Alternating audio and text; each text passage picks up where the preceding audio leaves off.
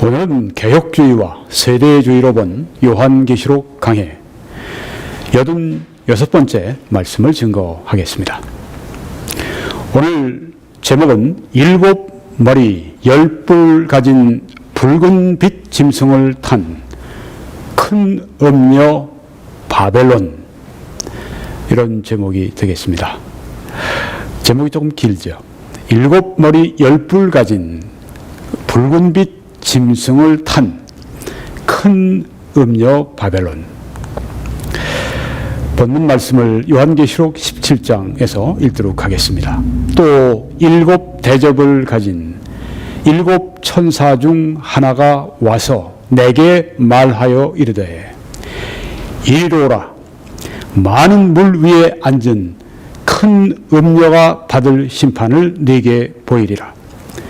땅의 임금들도 그와 더불어 음행하였고 땅에 사는 자들도 그 음행의 포도주에 취하였다 하고, 곧 성령으로 나를 데리고 광야로 가니라.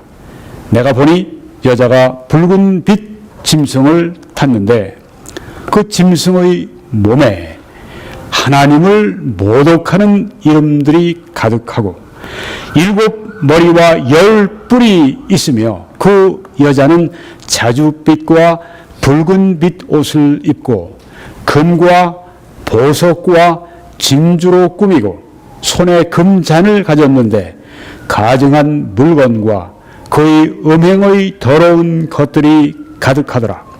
그의 이마에 이름이 기록되었으니 비밀이라, 큰 바벨론이라, 땅의 음녀들과 가증한 것들의 어미라 하였더라. 또 내가 보매 이 여자가 성도들의 피와 예수의 증인들의 피에 취한지라. 내가 그 여자를 보고 놀랍게 여기고 크게 놀랍게 여기니. 자, 여기서 우리가 오늘 바벨론에 대해서 그 주제를 집중적으로 생각을 해 보겠습니다. 바벨론이라고 하는 것은 무엇인가? 실제로 바벨론 시에 있었던 그 부조가 사진으로 나와 있습니다. 사자 그림이죠. 사자 조각이죠. 네. 바벨론이 어떻게 시작이 되었는가는 창세기 11장에 들어가면 나와 있습니다. 온 땅의 언어가 하나요, 말이 하나였더라. 이에 그들이 동방으로 옮기다가 시날 평지를 만나 거기 거류하며, 이 노아의 후손들이 홍수 후에 동방으로 옮기다가 시날 라고 하는 곳에 머물게 되었습니다. 이 시날은 바로 여기에 사진에 나오는 이 메소포타미아, 이 유브라데스 강과 티그리스 강이 이렇게 함께 만나는 그 지점에, 그 넓은 지역에 메소포타미아, 거기를 시날 평지라 그렇게 일컫습니다. 또 말하되, 자, 성읍과 탑을 건설하여 그 탑 꼭대기를 하늘에 닿게 하여 우리 이름을 내고 온 지면에 흩어짐을 면하자 하였더니, 여호와께서 거기서 그들을 온 지면에 흩으셨으므로 그들이 그 도시를 건설하기를 그쳤더라. 그러므로 그 이름을 바벨이라 하니, 이는 여호와께서 거기서 온 땅의 언어를 혼잡하게 하셨음이니라. 여호와께서 거기서 그들을 온 지면에 흩으셨더라. 네, 여기에 바벨 탑을 사람들이 세우는 것을 볼 수 있습니다. 이 바벨이라고 하는 뜻은 혼돈이라고 하는 뜻인데요. 이들이 계속 이 자기들의 이름을 내기 위해 아주 교만한 것입니다. 또 참 여호와 하나님을 섬기는 것이 아니라 자기들의 신을 만들어 신을 삼는, 그렇게 하나님을 반역하는 그것이 바로 이 바벨 탑이었었습니다. 이 바벨 탑을 하나님께서 세우지 못하도록 그들의 한 언어를 혼잡한 언어로 바꾸셨습니다. 그래서 그들이 더 이상 바벨탑을 짓지 못하고 온 지면으로 흩어지게 되었습니다. 자, 이게 이 바벨탑이라고 하는 것은 이제 우리가 지금도 그 메소포타미아 지역에 가면은 그 지구랏이라고 하는 것이 있는데 신전이죠. 이방 신전을 말합니다. 이 지구랏의 맨 위층에 있는 것이 바로 황도 12궁도 조디액이라고 하는 것인데, 별자리를 이제 알아보는, 별자리를 관찰하는, 즉 점수를 하는 것을 말합니다. 이 바벨탑의 맨 위에 무엇이 있었는가? 이 별자리들을 알아볼 수 있는, 그래서 점수를 할 수 있는, 이 점수를 하나님께서 아주 미워하시죠. 그래서 하나님이 진노하실 일을 이들이 하고 있었습니다. 이 바벨탑을 건축할 때 이것을 고안하고 또 이것을 짓도록 그렇게 이끌어간 사람이 바로 니므롯이라 그렇게 추정을 합니다. 이 니므롯은 노아의 증손자가 되는 사람입니다. 창세기 10장에 보면 이 니므롯, 이 바벨탑의 건설자 니므롯에 관한 이야기가 나옵니다. 니므롯, 이 말의 뜻은 반역이라는 뜻입니다. 반역이에요. 이름 자체의 뜻이 니므롯이라고 하는 것이 반역입니다. 이것은 그리스도를 대항하는, 대적하는 적 그리스도를 상징하고 있습니다. 니므롯, 그는 적 그리스도의 표상입니다. 그는 반역을 합니다. 하나님께 반역하고 적 그리스도에게 반역하는 적 그리스도의 표상이 바로 이 니므롯입니다. 니므롯을 낳았으니, 구스가 니므롯을 낳았으니 그는 세상의 첫 용사라, 아주 싸움을 잘하는 사람이었습니다. 용감한 사냥꾼이 되었으므로 아주 사냥도 굉장히 잘했습니다.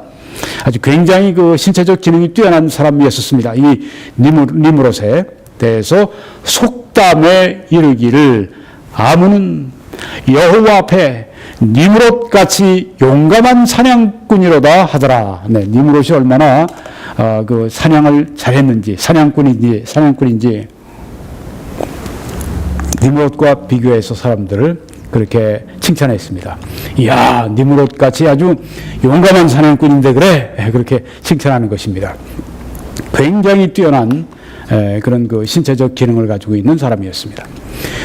그 니므롯의 나라는 시날 땅의 바벨과 에렉과 아갓과 갈레에서 시작되었으며, 그가 그 땅에서 아수르로 나아가 니느웨는 지금의 그 이라크의 저 북쪽에 있는 모술, 이번에 그 이라크 군과 미군 연합군이 아이시스에게로부터 그 모술을 되찾았는데요. 그 모술이 바로 이 니느웨입니다. 니느웨와 누가 이 모술 니느웨를 지었는가 하면 니므롯이라고 하는 자가 그 니느웨를 지었습니다. 르호보딜과 갈라와 및 니느웨와 갈라 사이에 레센을 건설하였으니 이는 큰 성읍이라.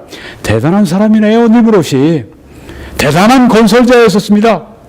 대단한 사업가였고 또 대단한 아주 그 군사 그 군인이었고 대단한 정치가였고 용감한 사냥꾼이었고 아주 뭐 걸출한 당대의 영웅이었었습니다. 니므롯, 큰 성읍의 건설자, 이 바벨탑의 건설자.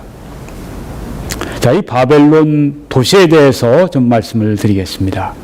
역사가 아주 오래된 도시입니다. 기원 전 주전 3000년이니까 지금으로부터 5000년이 넘은 그런 아주 그 오래된 그런 도시입니다. 문명의 발상지 메소포타미아에서 있었으니 얼마나 오래됐겠습니까? 우리도 한국도 반만년 역사 이야기하는데 반만년 역사를 가진 도시입니다. 자, 좀 다른 지도로 보겠습니다. 네, 여러분이 지금 보시는 이 지도는 조금 더 선명한데요. 오른쪽으로 이 동남쪽에 있는 파란 부분이 바로 걸프 해입니다. 걸프만입니다. 지금 그 바벨론이 저기 지금 눈에 띄는데요. 네. 유라데스 강에 있는 그 바벨론이 지금 여러분이 보시고 있습니다. 바벨론이 바로 저기입니다. 바벨론이 전성기를 가진 때 옛 바벨론과 새 바벨론 시기가 있는데, 옛 바벨론 시기에는 함무라비, 법전으로 유명한 함무라비 왕 때 고대 바벨론이 아주 전성기를 맞이했었습니다. 그때가 주전 7700년이었습니다. 또 신바빌로니아 전성기를 그 유명한 느부갓네살 대왕이 그 열었습니다. 그때가 주전 600년 경이죠. 이 유대 땅을 정복한 이 왕이 바로 이 느부갓네살 왕입니다. 그때 586년 BC, 그때 유대 땅에 와서 예루살렘을 함락시키고 그 근처에 있는 모든 이 성읍들을 다 아주 그냥 초토화시켜버리고 많은 사람을 죽이고 또 많은 유대인들을 이 바벨론으로 끌고 갔는데, 그때가 바로 이 느부갓네살 시대의 아주 그 바벨론의 전성기였었습니다. 이 바벨론 그 도시 자체가 얼마나 큰 도시였는지, 그 당시에도 16킬로, 32킬로 이렇게 폭 길이 어마어마한 아주 그 큰 대도시였습니다. 성벽도 이중으로 되어 있었습니다. 얼마나 견고한지 알 수가 있습니다. 큰 거리들이 있었습니다. 지금 여러분이 보시는 저 사자 부조들은 하나뿐이 아니라 이 큰 바벨론의 거리 양쪽에 이런 것들로 다 장식이 되어 있었으니 얼마나 화려하고 얼마나 장엄하고 얼마나 아름답고 크고 번쩍번쩍한 도시였는지를 우리가 알 수가 있습니다. 공중으로 이렇게 공중정원이라고 해서 아주 높이 이렇게 그 대를 쌓아 올려서 그 위에 계속 돌아가면서 공중에 정원을 했기 때문에 몇십 킬로 밖에서 이렇게 보면은 마치 하늘에 그 정원이 떠 있는 것처럼 그렇게 보였다고 합니다. 공원도 얼마나 많았는지, 신전도 엄청나게 많았습니다. 이게 바로 바벨론이라고 하는 것입니다. 바벨론은 한때 180개 이상의 이슈타르 신전이 존재했습니다. 오른쪽에 여러분이 보시게 되면은 그 이슈타르 여신인데 사랑과 풍요와 전쟁의 여신입니다. 그 메소포타미아의 그 바벨론의 아주 그 유명한 이 신이 바로 이슈타르 신입니다. 이 이슈타르 신전만 180개가 있었다니 얼마나 그 이방 종교가 번성했는지를 알 수가 있습니다. 몇몇 이스라엘 사람들이 이 이슈타르, 우리 성경에는 하늘의 여신이라고 이렇게 번역이 되어 있습니다. 이 이슈타르 하늘의 여신을 숭배했습니다. 이 하늘의 여신은 이슈타르의 그 칭호 중에 하나라고 하는데요. 하늘의 여신 이슈타르, 이걸 누가 숭배했는가 하면 그 바벨론 사람들 말할 것도 없고 심지어 몇몇 이스라엘 사람들까지 이 신을 숭배했다고 나오는 것입니다. 예레미야 44장에 보게 되면은 우리 입에서 낸 모든 말을 반드시 실행하여 우리가 본래 하던 것 곧 우리와 우리 선조와 우리 왕들과 우리 고관들이, 여기 보니까 뭐 자기들뿐 아니라 자기들의 선조 이스라엘 사람들입니다. 이스라엘의 왕들과 이스라엘의 고관들이, 뭐 백성이나 뭐 지도층이나 할 것 없이다, 유다 성읍들과 예루살렘 거리에서 하던 대로, 뭐 한 도시뿐이 아니었군요.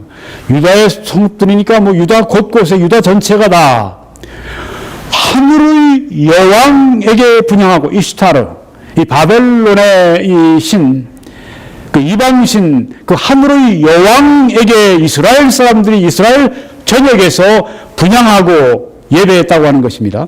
그 앞에 전제를 드리리라.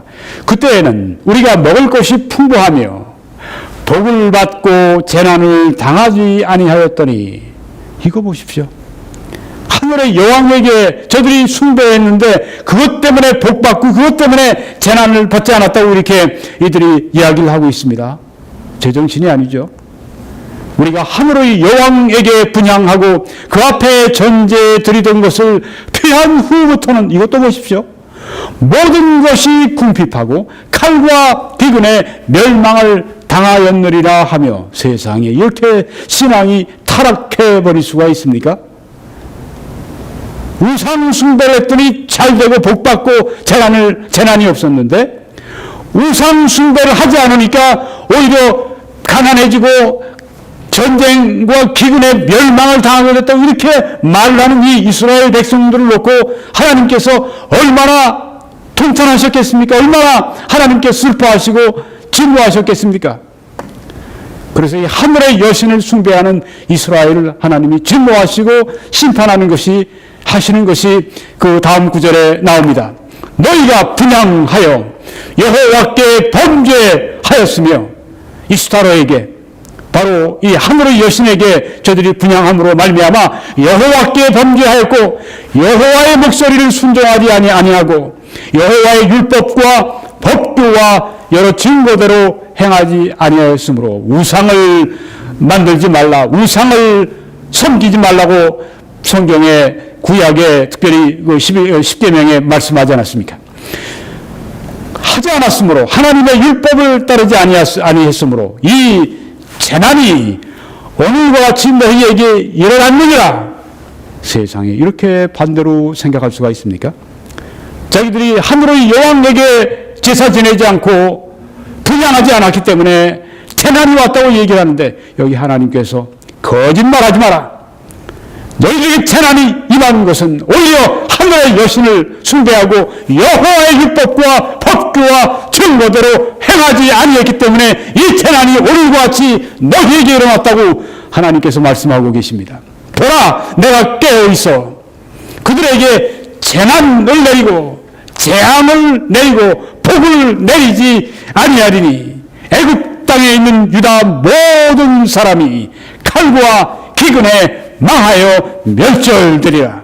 이렇게 하늘의 여신을 숭배하는 저들, 하늘의 여신을 숭배했더니 복받고 하늘의 여신을 숭배하지 않았더니 우리가 복받는 대신에 재난받았다 이렇게 얘기하는 저 잘못된 무리들에게, 저 불순종한, 저 범죄한 이스라엘 백성들에게, 그래 너희들이 받는 이 재난이 누구에게서 오는가 한번 봐라. 칼과 기근에 망하리라고 하나님께서 바로 이 배반한 이 백성들에게 지금 심판을 말씀하시는 것입니다.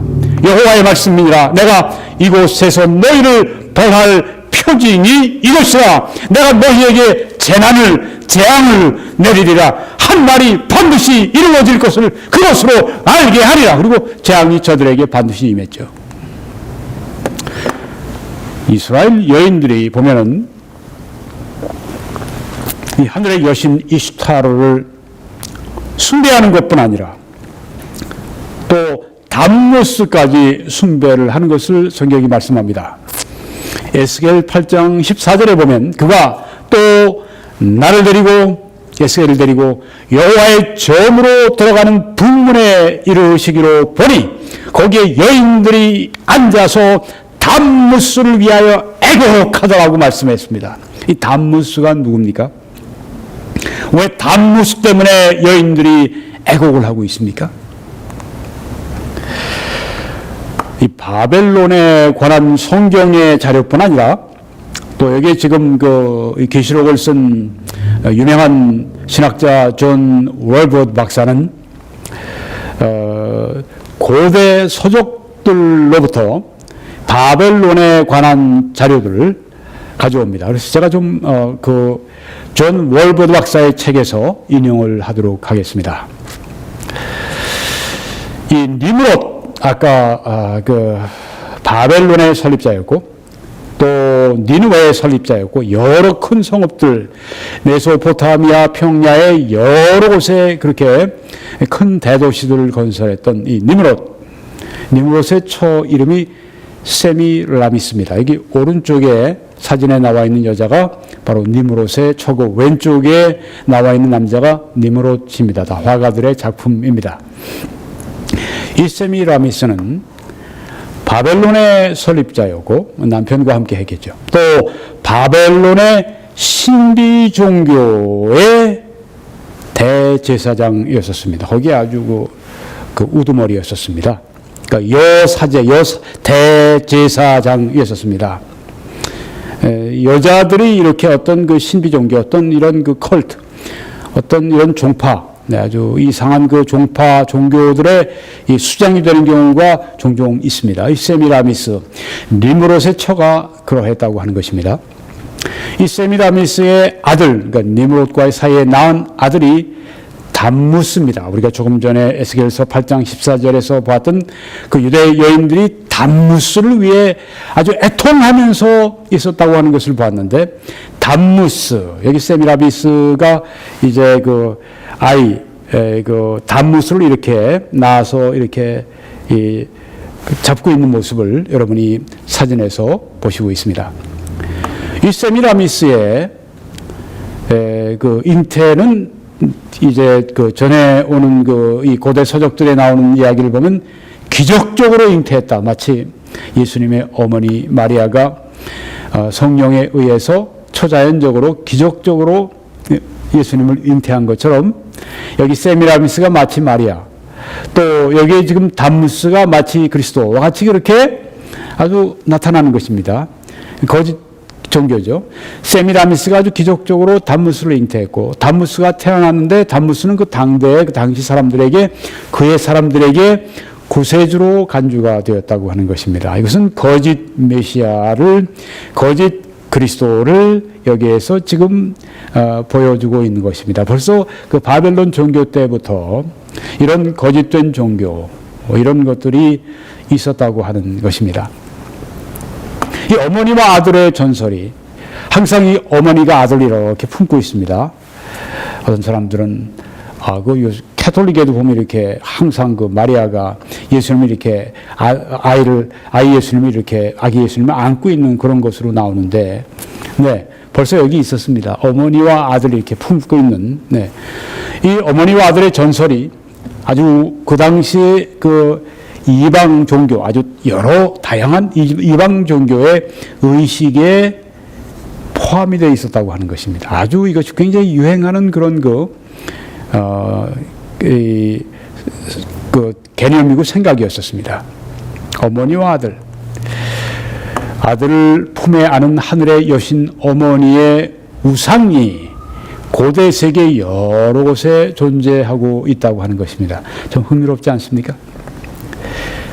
그래서 죄로부터 깨끗하게 함 받는, 정결함 받는 것을 약속하는 수많은 종교적인 의식들, 이 의식을 행하면, 이 종교 의식을 행하면 죄로부터 정결함을 받는다, 이렇게 약속하고 하는 그런 것들이 소개가 많이 됐다고 하는 것입니다. 어머니와 아들을 숭배하는 제사장 계층이 있었습니다. 또 성수를 뿌리는 것이 있습니다. 거룩한 물을 막 뿌리는 거. 네, 기독교에서 이렇게 하는 것처럼 비슷하게, 네, 성수를 뿌리는 그런 의식이 여기에 있었습니다. 이 바벨론 종교에. 또 종교적인 매춘에 바쳐진 처녀 계층도 있었습니다. 우리가 고린도서에 보게 되면 그런 것들이 나오는 것을 볼 수가 있는데, 이미 바벨론 종교 때 그런 것들이 있었습니다. 담무스는, 이 세미라미스의 아들 담무스는, 기적적으로 잉태했다고 하는 이 담무스는, 구세주로 그렇게 알려진 그 담무스는 짐승에 의해서 죽임을 당했는데 다시 생명을 얻고 부활한 것으로 또 그렇게 전해집니다. 예수 그리스도의 부활에 관한 사탄의 모조품이 아닐 수가 없습니다. 이 바벨론 종교, 미리 사탄이 이 복음의 모든 것들을 그렇게 거짓되게 거짓된 그리스도를 이 단무스를 통해서 이렇게 표현해 낸 것을 볼 수가 있습니다.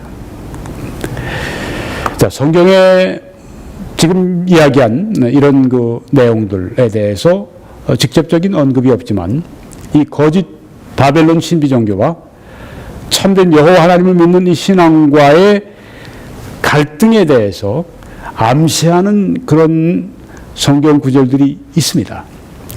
에스겔 우리가 읽었던 8장 14절의 말씀에 거기에 여인들이 앉아 단무스를 위하여 애곡하더라 하는 말씀이 나와 있습니다. 단무스가 성경에도 나와 있는 것을 보게 됩니다.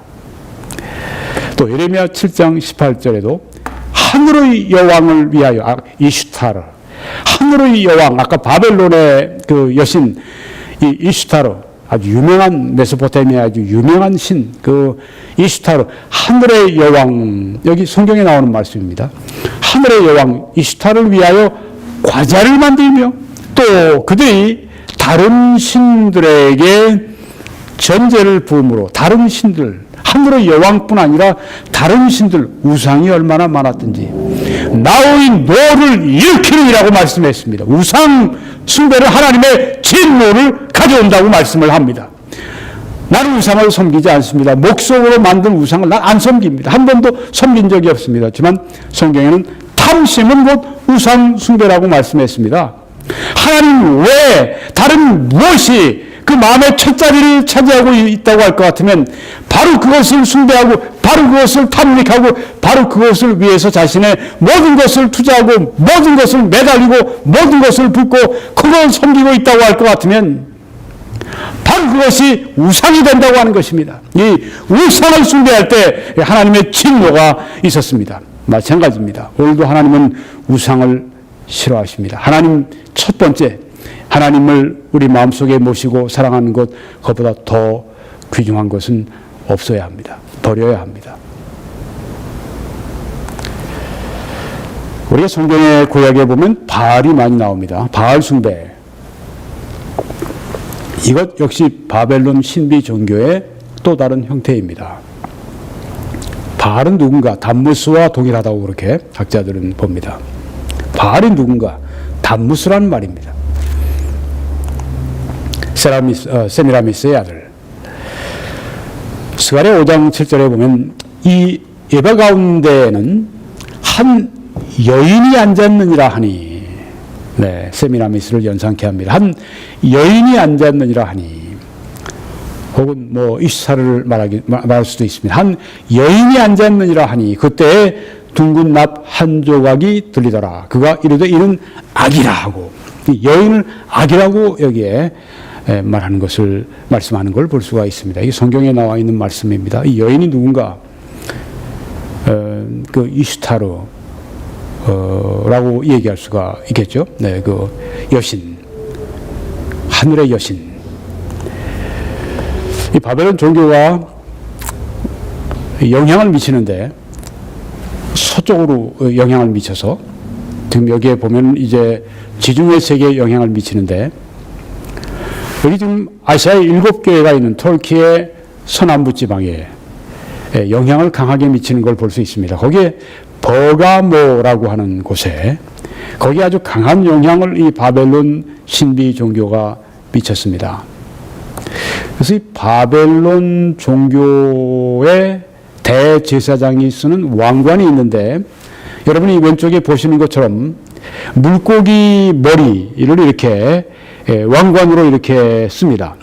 이건 물고기의 신 다곤, 우리 성경에도 다곤이 나오는데, 물고기의 신 이 다곤을 인정하고 숭배하는 것을 여기 보여주고 있습니다. 이게 바벨론 종교, 신비 종교의 대제사장의 왕관은 바로 이 물고기 머리 모양을 한 이 물고기 신 다곤을 인정하는 거라고 하는 것을 여기에서 보여주고 있습니다. 이 다곤을 상징하는 이 물고기로 만든 이 왕관, 이 대제사장이 쓰는 이 왕관, 이 바벨론 신비 종교의 대제사장이 쓰는 이 왕관에 이 호칭이 새겨져 있는데, 그것은 다리의 보존자, 그런 뜻이 있다고 합니다. 사람과 사탄 사이를 이어주는 자라 하는 그런 뜻입니다. 사람과 the keeper of the bridge, 이 다리를 보존한다. 무슨 다리인가? 사람과 사탄, 사람과 마귀를 이어주는 중재자라고 하는 것, 중보자라고 하는 것입니다. 이게 바로 그 바벨론 이 신비 종교의 대제사장의 호칭이고 역할이고 사명이라고 하는 것입니다. 그런데 이 다리의 보존자, 다리를 지켜주는, 즉 사람과 사탄 사이를 이어주는 자, 이것은 또 시저의 이 황제 면류관에 또 그 이후 로마 황제들이 그 면류관에, 황제의 면류관에 이제 호칭으로 사용한 것이라고 합니다. 이 Pontifex Maximus, 이게 바로 다리의 보존자라고 하는 것입니다. 즉 사람과 신 그 사이를 이어주는, 이 여기 지금 로마 이 황제들은 이제 자기도 신이지만 또 다른 신과 이어주는 그 역할을 하는 자가 바로 자기다, 이렇게 그 면류관에 썼다고 하는 것입니다. 그런데 이것은 여기에서 그치는 것이 아니라 또 이 로마의 감독을 위한 호칭으로 쓰이기도 했다고 합니다.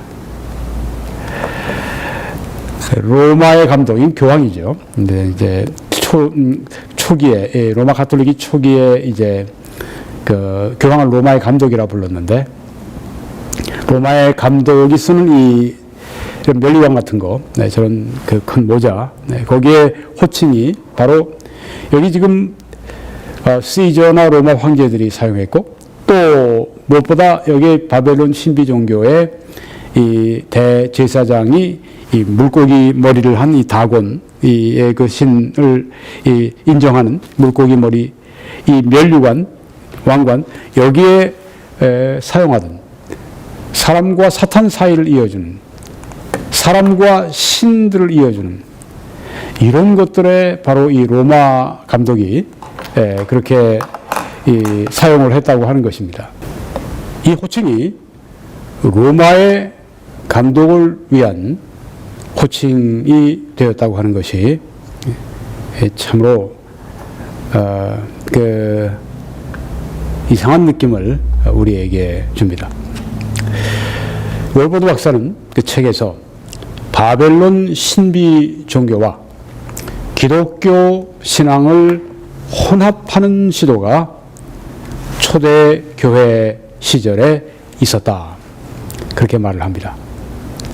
자, 이게 지금 앞에 바벨론 신비 종교의 그 대제사장이 쓰는 그 면류관의 그 호칭, 다리의 보존자, 또 시저와 그 이후에 로마 황제들이 황제의 면류관을 쓴 후에 거기에 붙였던 동일한 그 호칭, 다리의 보존자, 즉 사람과 사탄을 연결해주는, 또 사람과 신을 연결해주는 이런 표현을 바로 이 로마의 감독 교황이 동일한 표현을 사용했다고 하는 것, 여기에 대해서 평하는 것입니다.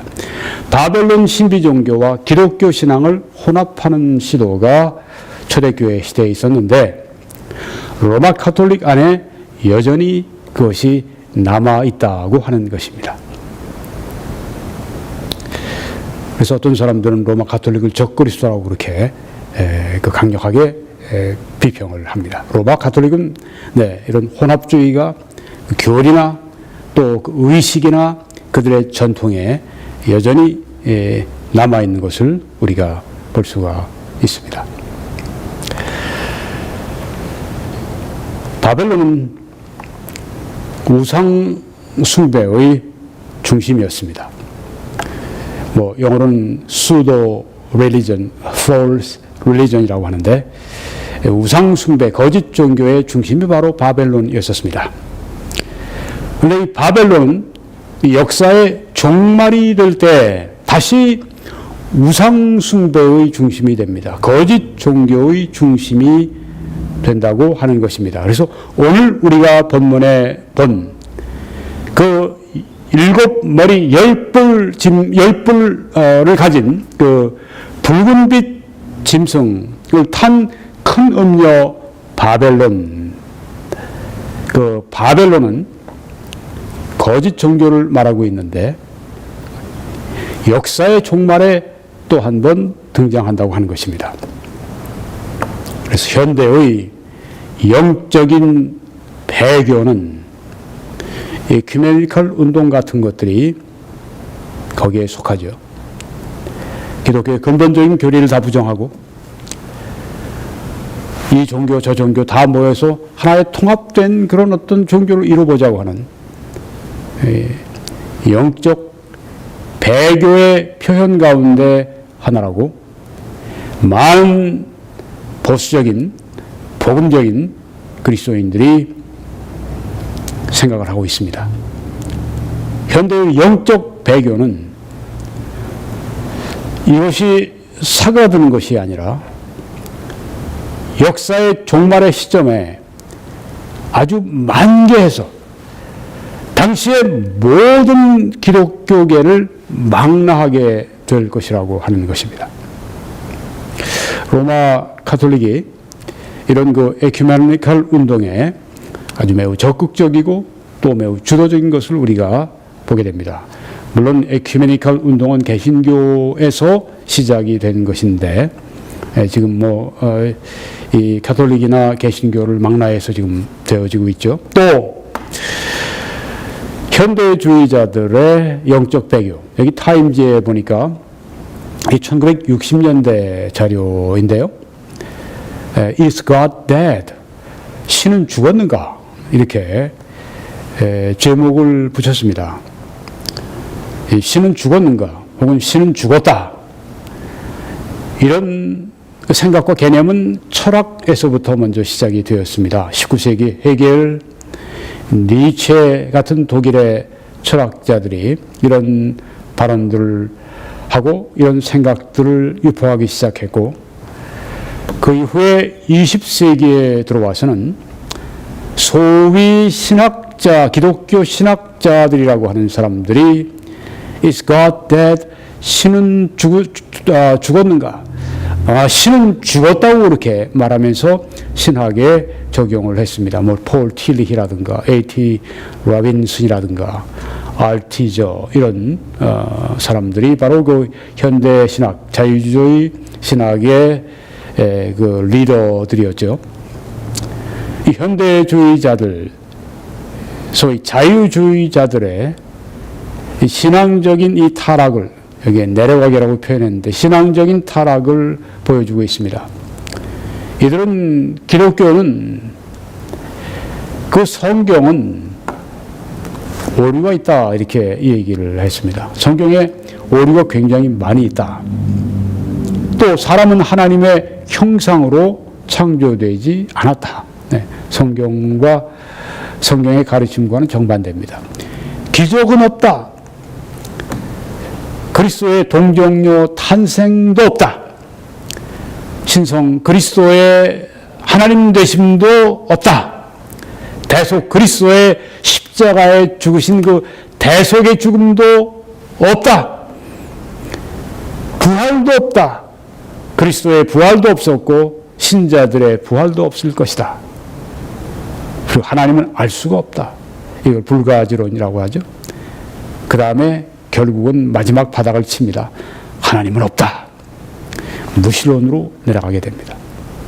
소위 기독교인들이라는 사람들이 처음부터 중생하지 않고 구원받지 않은 사람들임에 분명하죠. 하나님이 없다는 지경까지 내려갔습니다. 이런 사람들이 있어요. 심지어 미국의 그 유명한 그 복음주의 신학교, 아주 근본주의적인 신학교, 무디 신학교의 졸업생도 이런 그 타락을 한 것을 아주 유명한 사람입니다. 미국에. 글 쓰고 아주 유명한 사람입니다.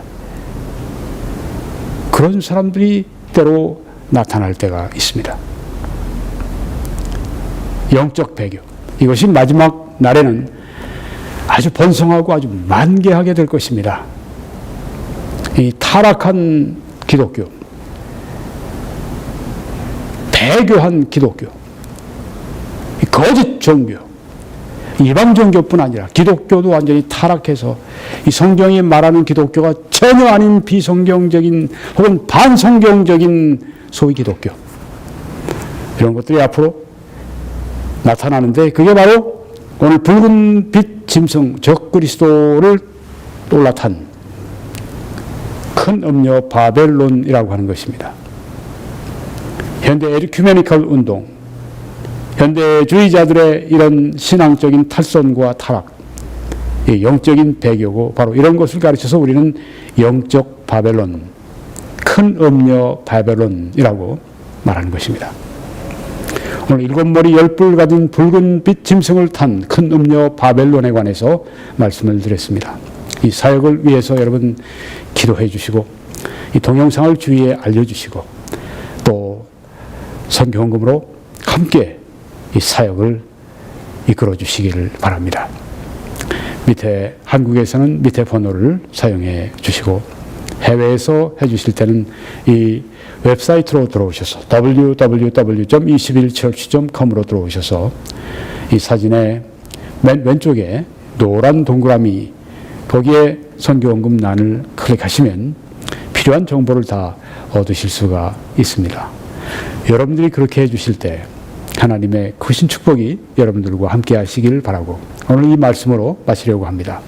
사도행전 2장 21절에 보니까 누구든지 주의 이름을 부르는 자는 구원을 받으리라 하고 말씀을 했습니다. 오늘 당신이 예수 그리스도를 나의 구주십니다 라고 부르시고, 또 예수님을 마음속에 모시기로 여러분이 작정하고 영접하시면 구원을 받으시게 됩니다. 갈라디아 2장 16절에도 사람이 의롭게 되는 것은 율법의 행위로 말미암음이 아니요 오직 예수 그리스도를 믿음으로 말미암는 줄 알므로 우리도 그리스도 예수를 믿나니, 이는 우리가 율법의 행위로서가 아니고 그리스도를 믿음으로써 의롭다함을 얻으려 함이라. 율법의 행위로서는 의롭다함을 얻을 육체가 없느니라. 그리스도는 저처럼 십자가에 못 박히신 것은 우리가 스스로 하나님의 법을 지키는 우리의 노력과 수고와 행위로 우리의 구원을 이룰 수가 없기 때문에, 우리의 구원을 위해서 예수님이 십자가 위에서 거룩하신 피를 쏟으신 것입니다. 그래서 예수님의 구속의 죽음, 대속의 죽음을 나를 위한 것으로 믿고 받아들이고 예수님을 구주로 부르고 마음속에 초청하면 그 사람은 구원을 받게 됩니다. 여기 좌우편에, 예수님의 좌우편에 강도가 있었는데, 한 강도는 예수님께 죽기 직전에 이렇게 말씀드렸죠. 선생님, 오늘 당신의 나라에 이르실 때 나를 기억해 주십시오. 예수님이 그 자리에서 오늘 네가 나와 함께 낙원에 있으리라고 말씀하셨습니다. 누구든지 주의 이름을 부르면 구원을 받게 됩니다. 오늘 예수 그리스도의 이름을 믿으시고 부르시고 구원 받으시기 바랍니다.